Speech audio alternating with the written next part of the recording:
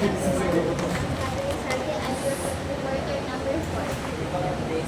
number 1. A Comarcal maker adds 3 plates per pan.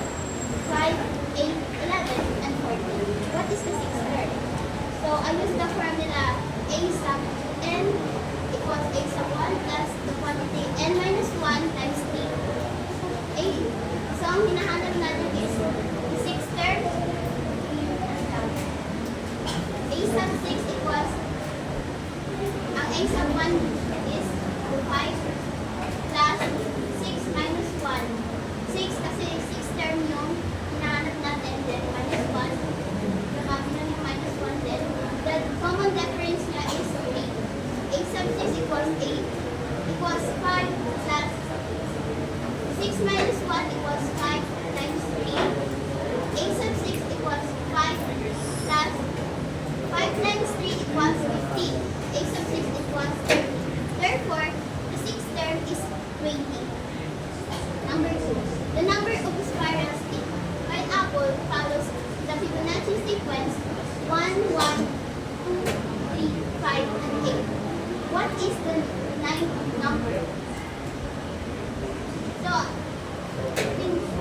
in-add ko lang yung dalawang magkasunod na number. 5 plus 8 equals 13. 8 plus 13 equals 21. 13 plus 21 is 34. So the answer in question number 2 is 34. Number 3.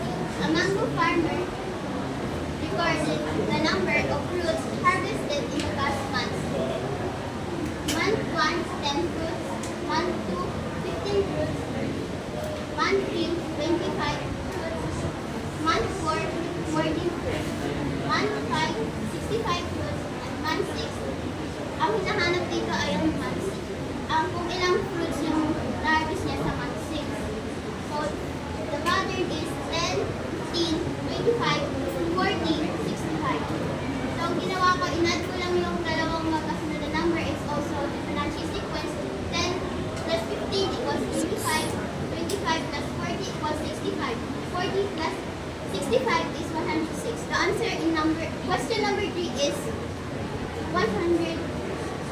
Sorry, 105 here.